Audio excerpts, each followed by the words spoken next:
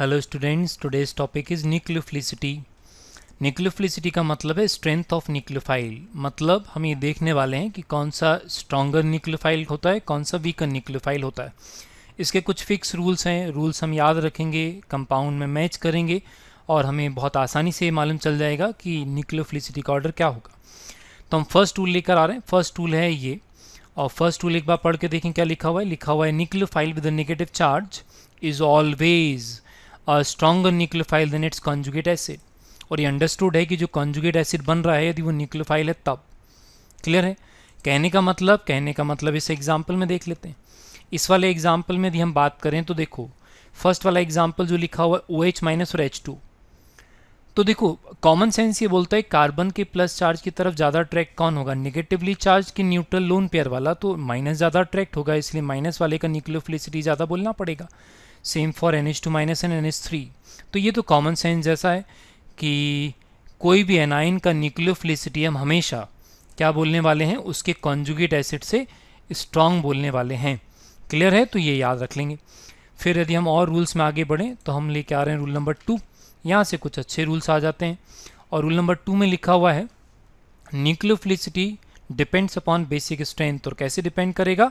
Nucleophilicity directly proportional basic strength. अब लेकिन ये बड़ा इंपॉर्टेंट सा देखो रिलेशन है। बेसिक स्ट्रेंथ तो न्यूक्लियोफिलिसिटी क्या हमेशा पैरेलल चलते हैं? तो कभी भी नहीं।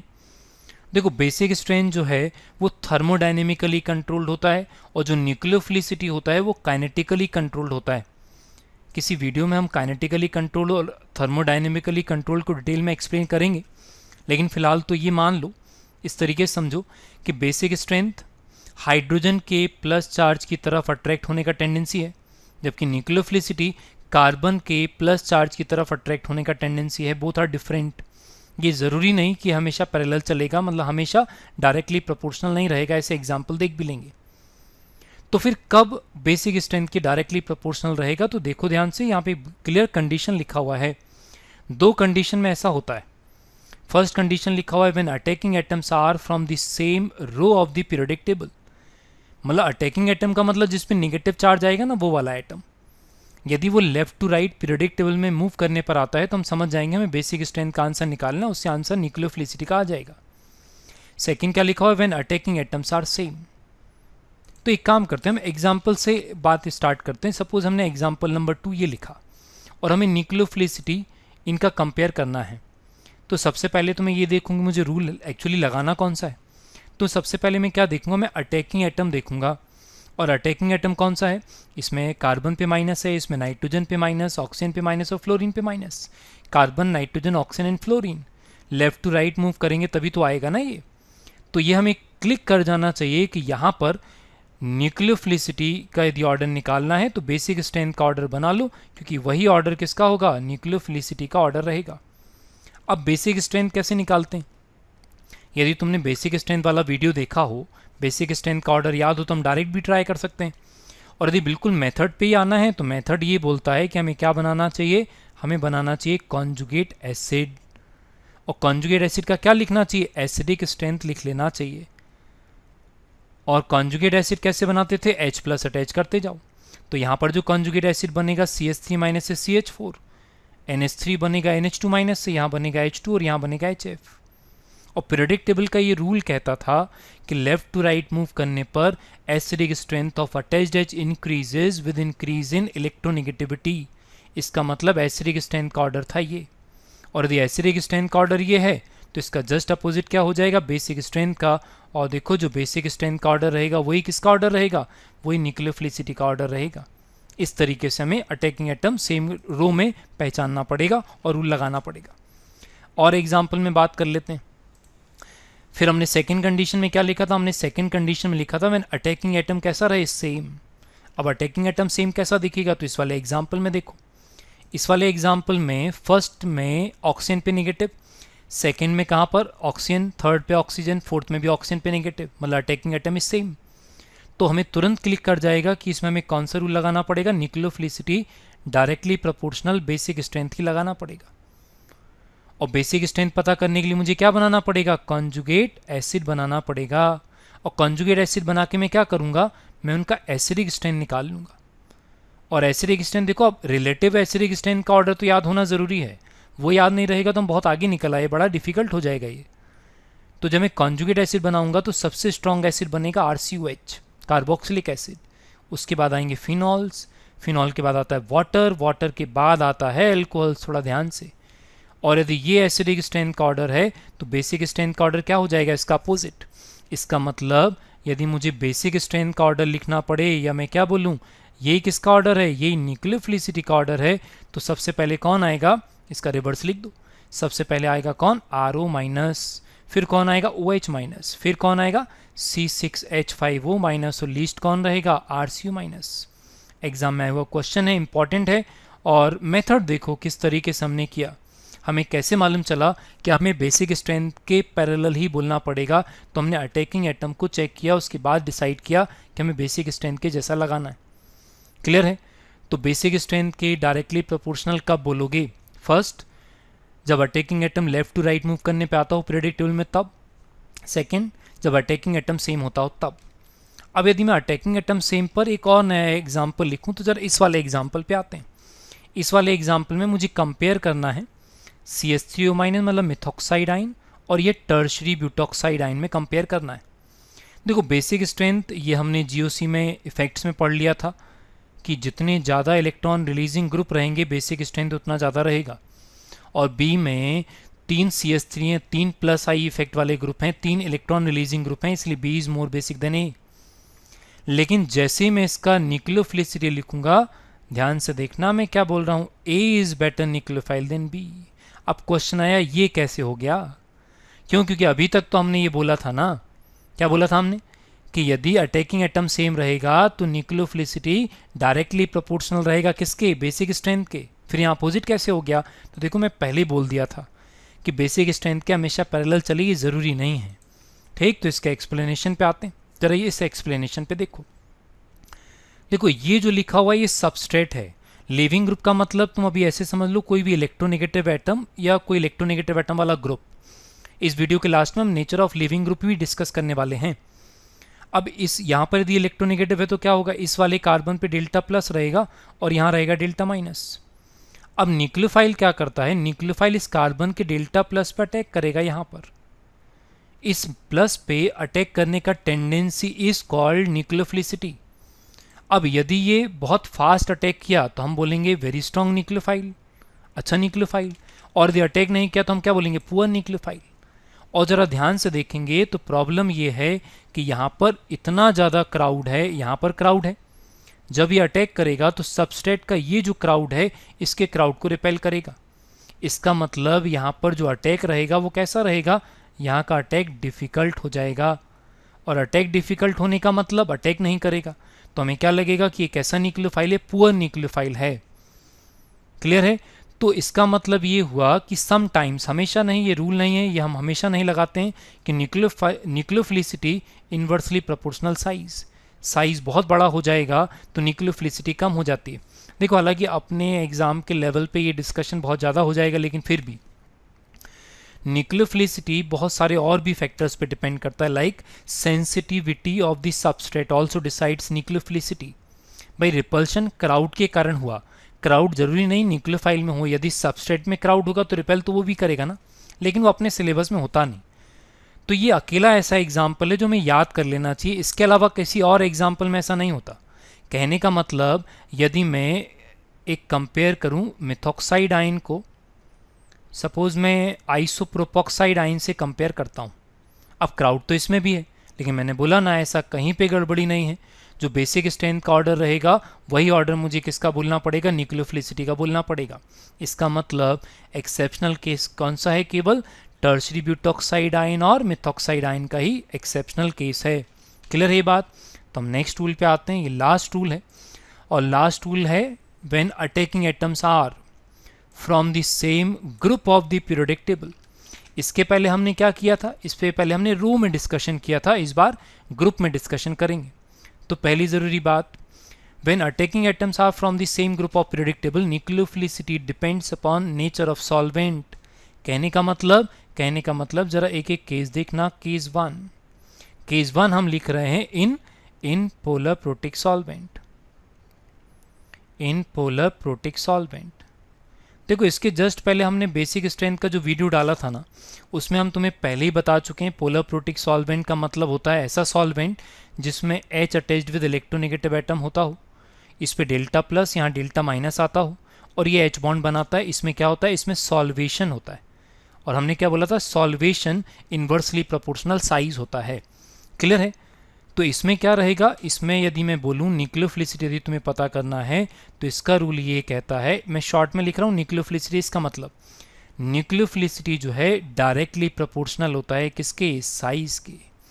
कहने का मतलब एक एग्जाम्पल से समझ लेते हैं। जैसे सपोज मैंने ये वाला एग्जाम्पल लिखा, सबसे पहले तो अटैकिंग एटम पहचानूं। अटैकिंग एटम क्या एक ग्रुप के हैं, बिल्कुल भाई हेलोजन्स ही तो हैं, और हेलोजन में फ्लोरीन, क्लोरीन, ब्रोमीन, आयोडीन ऐसा आया। अब यदि मैं पोलर प्रोटिक सॉल्वेंट में देख रहा हूँ तो होगा क्या, देखो सॉल्वेशन डिपेंड्स अपॉन साइज, ये तो याद है ना। अब यदि मैं फ्लोरीन के बारे में बोलूँ तो फ्लोरीन का साइज कैसा है, ये तो कन्फर्म है कि इसका साइज मिनिमम है, मिनिमम साइज। मिनिमम साइज का मतलब maximum, maximum solvation. Maximum solvation का मतलब maximum, maximum stabilisation. Stabilisation bye solvent is called solvation. इसका मतलब क्या हुआ, मिनिमम रिएक्टिविटी। भाई जिसका स्टेबिलिटी ज़्यादा रहेगा उसका रिएक्टिविटी कम रहेगा ना। इसका मतलब न्यूक्लियोफिलिसिटी का ऑर्डर क्या हो जाएगा, न्यूक्लियोफिलिसिटी का ऑर्डर हो जाएगा ये I माइनस सबसे स्ट्रॉन्ग न्यूक्लियोफाइल रहेगा, लेकिन कब, इन पोलर प्रोटिक सॉल्वेंट। किसी और सॉल्वेंट में ऑर्डर बदल जाएगा क्या, बिल्कुल। देखो हम केस 2 लेके आते हैं और केस 2 में हम लिख रहे हैं, केस 2 में लिख रहे हैं इन इनर्ट सॉल्वेंट्स। अब एक बार सॉल्वेंट वाला वीडियो जरूर देख लेना है ना। इनर्ट सॉल्वेंट में दो टाइप के हमने सॉल्वेंट बोले थे, पोलर एप्रोटिक को भी इनर्ट बोला था और नॉन पोलर को भी बोला था। और क्या इसमें ऑर्डर बदल जाएगा, बिल्कुल। न्यूक्लियोफिलिसिटी इसमें हो जाता है इन्वर्सली प्रोपोर्शनल साइज। क्या तुम देख रहे हो, बेसिक स्ट्रेंथ का कोई लेना देना नहीं है, कोई डायरेक्ट लिंक नहीं है। और ये ऐसा क्यों होगा तो मैं क्लियरली बोल दूं, on the basis of charge density. क्यों सॉल्वेशन क्यों नहीं, क्योंकि सॉल्वेशन तो केवल पोलर प्रोटिक सॉल्वेंट का नेचर है ना। तो यदि मैं एग्जाम्पल में बात करूं तो एग्जाम्पल में हमने वापस से F minus, Cl minus, Br minus और I माइनस में ले लेते हैं। अब देखो सॉल्वेंट पे इनका साइज तो डिपेंड नहीं करेगा, साइज तो फ्लोरीन का ही मिनिमम रहेगा। तुम चाहो तो आयोडीन के लिए लिखवा लो, तो वहाँ पे मैक्सिमम साइज लिख रहा होता। मिनिमम साइज का मतलब मिनिमम वॉल्यूम, मिनिमम वॉल्यूम का मतलब कम वॉल्यूम में चार्ज रहेगा, मतलब मैक्सिमम क्या रहेगा, charge density, maximum charge density रहेगी। इसलिए जो न्यूक्लियोफिलिसिटी का ऑर्डर रहेगा वो क्या रहेगा, F माइनस सबसे स्ट्रांग और I माइनस हो जाएगा सबसे वीक। हम रिवर्स समझ सकते हैं, देखो I माइनस में आयोडीन का साइज सबसे ज़्यादा है, और यदि आयोडीन का साइज सबसे ज़्यादा है तो क्या होगा, ज़्यादा वॉल्यूम में चार्ज डिस्पर्स होगा, और चार्ज का डिस्पर्शन आयन का स्टेबिलिटी बढ़ाता है, रिएक्टिविटी को कम करता है, इसलिए ऐसा है। क्लियर है? तो हमें जब ग्रुप में अटैकिंग एटम आएगा तब हमें बहुत ध्यान से करना पड़ेगा। क्यों?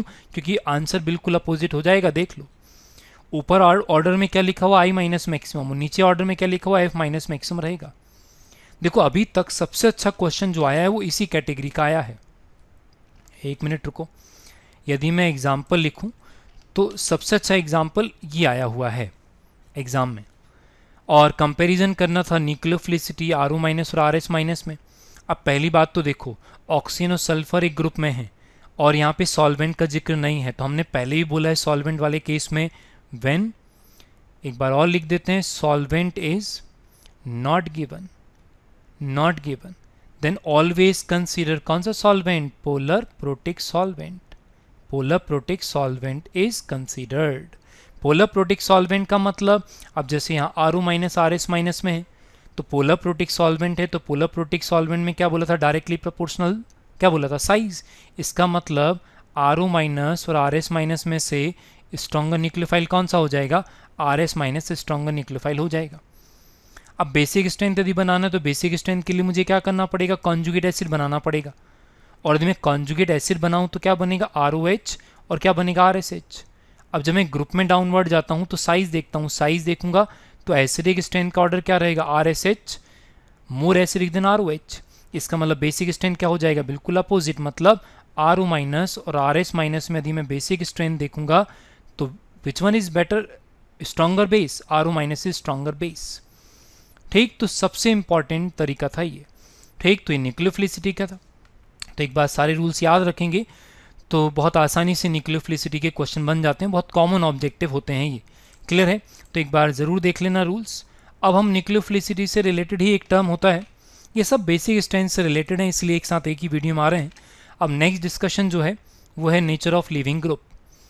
और नेचर ऑफ लिविंग ग्रुप की यदि हम बात करें तो कैसे देखते हैं लिविंग ग्रुप क्या होता है। देखो, जब न्यूक्लियोफाइल अटैक करता है तो कार्बन यदि 4 बॉन्ड के साथ है तो उसको एक बॉन्ड ब्रेक करना पड़ेगा, एक ग्रुप को हटाना पड़ेगा। तो जिस ग्रुप को वो हटाता है ना, उसको क्या बोलते हैं, लिविंग ग्रुप बोलते हैं। तो मैंने पूरा लिखा हुआ है, मैं शॉर्ट में अब आगे क्या लिखा करूँगा, LG। LG का मतलब क्या रहेगा, लिविंग ग्रुप। ठीक, तो फिर हमारा डिस्कशन ये कि हम कैसे पहचानेंगे कि कौन सा बेटर लिविंग ग्रुप रहेगा। तो इसके लिए जो रूल्स होते हैं बिल्कुल सिंपल से हैं, ईजी से रूल हैं, तो मैं लिख देता हूँ। ये देखो बेटर लिविंग ग्रुप पहचानने के 3 तरीके हैं, जिस भी तरीके से पहचानना हो तुम पहचानो। पहला तरीका क्या लिखा हुआ है, पहला तरीका लिखा हुआ है weaker bond better leaving group. Common sense बोलता है जितना वीक बॉन्ड रहेगा उतनी जल्दी ब्रेक हो जाएगा अच्छा लिविंग ग्रुप।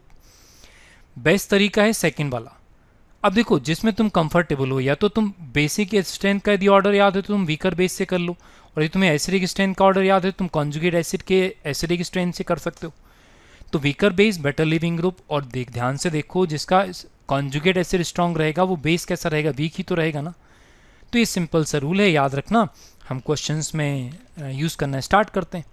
जैसे सपोज मान लो मैंने यहाँ पर इनका लिविंग ग्रुप टेंडेंसी का ऑर्डर बनाना है, तो मुझे क्या देखना पड़ेगा, मैं किस तरीके से करने वाला हूँ। कोई एक चीज़ डिसाइड कर लो, चाहो तो एसिडिक स्ट्रेंथ कॉन्जुगेट एसिड बना लो या बेसिक स्ट्रेंथ। अब यदि मैं कॉन्जुगेट एसिड बनाऊंगा तो बहुत डिफिकल्ट काम वो भी नहीं है, देखो। या मैं डायरेक्ट यूज़ कर लूँ ऐसा कि जब हम ग्रुप में डाउनवर्ड जाते हैं तो साइज़ के साथ साथ एसिडिक स्ट्रेंथ इंक्रीजेज, मतलब बेसिक स्ट्रेंथ का ऑर्डर क्या हो जाएगा, बेसिक स्ट्रेंथ मैं लिख ही देता हूँ, रुको। यदि मैं एसिडिक स्ट्रेंथ लिखूँ, एसिडिक स्ट्रेंथ ऑफ कॉन्जुगेट्स, तो सबसे स्ट्रॉन्ग एसिड है HI, फिर कौन आएगा HBr, फिर कौन आएगा HCl, और सबसे लास्ट में आता है HF। इसका मतलब बेसिक स्ट्रेंथ का ऑर्डर क्या हो गया, बेसिक स्ट्रेंथ का ऑर्डर हो गया just opposite.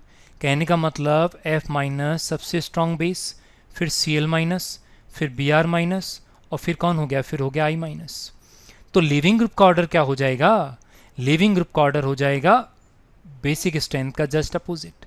Weaker base better leaving group, इसलिए I minus is better leaving group. इसका सिलेबस में बहुत ही ज़्यादा यूज़ है। सबसे इम्पॉर्टेंट ये वाला ऑर्डर देखो, कितने सारे नेम्ड रिएक्शन, चाहे वो वुड्स रिएक्शन हो, चाहे आगे चल के हम SN1 पढ़ें या SN2 पढ़ें, ये हमेशा ध्यान रखना कि एल्काइल मोनोहेलाइड्स में रिएक्टिविटी का ऑर्डर हमेशा alkyl iodides are more reactive than alkyl bromides, chlorides and fluorides. देखो, आयोडाइड्स इतने ज़्यादा रिएक्टिव होते हैं कि तुम कुछ भी मत करो, इनको खुला एटमॉस्फेयर में रखा रहने दो, ये ऑटोमेटिकली डिसोसिएट होते हैं, वायलेट कलर के हो जाते हैं due to liberation of iodine. Very important, ध्यान रखना पड़ेगा। नेक्स्ट एग्जाम्पल पे आते हैं। नेक्स्ट एग्जाम्पल पे यदि बात करें तो देखो, मैं बेसिक स्ट्रेंथ का आंसर डायरेक्ट यूज़ कर रहा हूँ ना। तुम यदि बेसिक स्ट्रेंथ का ऑर्डर लिखने में दिक्कत हो तो तुम बेसिक स्ट्रेंथ वाला वीडियो एक बार ज़रूर देख लेना। बेसिक स्ट्रेंथ का यदि मैं ऑर्डर लिखूंगा तो सबसे स्ट्रॉन्ग बेस होता है कौन, NH2 माइनस, क्योंकि इसका कॉन्जुगेट एसिड बनता है NH3। फिर उसके बाद आता है RO माइनस, और फिर आता है RCO माइनस, और सबसे लास्ट में जो आ रहा है Cl minus. Cl minus last में क्यों, क्योंकि इसका कॉन्जुगेट एसिड है HCl, और HCl होता है इनऑर्गेनिक एसिड, और inorganic acids are always more acidic than what, more acidic than organic acids. ठीक है ना, तो ये ध्यान रखना पड़ेगा। इसीलिए HCl कैसा हुआ, HCl स्ट्रॉन्गर एसिड हुआ, इसलिए उसका बेस कैसा लिखा हुआ है, वीक। अब यदि ऐसी बात है तो लिविंग ग्रुप का ऑर्डर क्या हो जाएगा, very important, Cl minus, RO minus, RCO minus और NH2 माइनस। इसका यूज़ देखें अपने सिलेबस में, बहुत ज़्यादा इंपॉर्टेंट है रिएक्टिविटी का ऑर्डर। देखो, ये सारे के सारे जो हैं, देखो पहली ज़रूरी बात, reactivity towards what, reactivity towards nucleophile की बात कर रहे हैं। न्यूक्लियोफाइल अटैक करेगा तभी तो लिविंग ग्रुप हटेगा ना। तो ध्यान से देखो, Cl minus best leaving group है अमंग 4, तो acid chlorides are most reactive than acid anhydride. फिर आता है ईस्टर, क्यों? इसका लिविंग ग्रुप देखो ना Cl है, इसका लिविंग ग्रुप कौन है? OCOR, इसका लिविंग ग्रुप कौन है? OR, और इसका लिविंग ग्रुप है NH2। ठीक, तो एसिड डेरिवेटिव में हमारे सिलेबस में बहुत ज़्यादा यूज़ होता है इसका। और यूज़ कहाँ कहाँ पर है, आगे चल के एसाइल सब्स्टिट्यूशन में भी आएगा। एसिड डेरिवेटिव एक टॉपिक ही होता है, तो हमें ध्यान रखना पड़ेगा। Acid chlorides are always most reactive among acid derivatives. Clear है? और एग्जांपल्स में बात कर लेते हैं लिविंग ग्रुप में।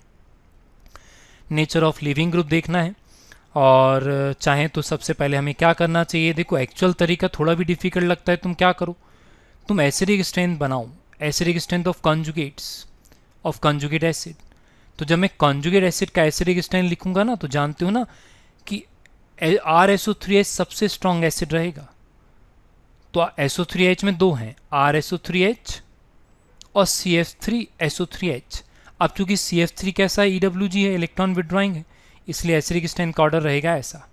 फिर उसके बाद तो नॉर्मल है, उसके बाद कौन हो जाएगा? कार्बोक्सिलिक एसिड हो जाएगा, और फिर उसके बाद क्या हो जाएगा? उसके बाद हो जाएगा RO-। अब मैं लिविंग ग्रुप में डायरेक्ट यदि आंसर बना लूँ कि लिविंग ग्रुप का ऑर्डर क्या रहेगा, नेचर ऑफ लिविंग ग्रुप, तो जिसका कॉन्जुगेट एसिड स्ट्रॉन्गर है उसी को हमें अच्छा लिविंग ग्रुप बोलना है। तो सबसे पहले कौन आएगा? CF3SO3- सबसे अच्छा लिविंग ग्रुप हो जाएगा। फिर उसके बाद कौन हो जाएगा? RSO3- हो जाएगा। फिर उसके बाद कौन हो जाएगा? RCO-, और लीस्ट कौन रहेगा? RO-। देखो, ऐसे बहुत सारे एग्जाम्पल्स लिखे जा सकते हैं। इंपॉर्टेंट एग्जाम्पल नहीं होते, इंपॉर्टेंट रूल होता है, थ्योरी होता है। तो यदि हमें थ्योरी याद रहेगा तो हम हर टाइप के क्वेश्चन ट्राई कर सकते हैं। और थ्योरी क्या है? केवल 3 लाइन कि बेटर लिविंग ग्रुप पहचानना है तो क्या करो, या तो वीकर बेस पहचान लो, या तो स्ट्रॉन्गर कॉन्जुगेट एसिड पहचान लो, काम हो जाएगा। ठीक, थैंक यू।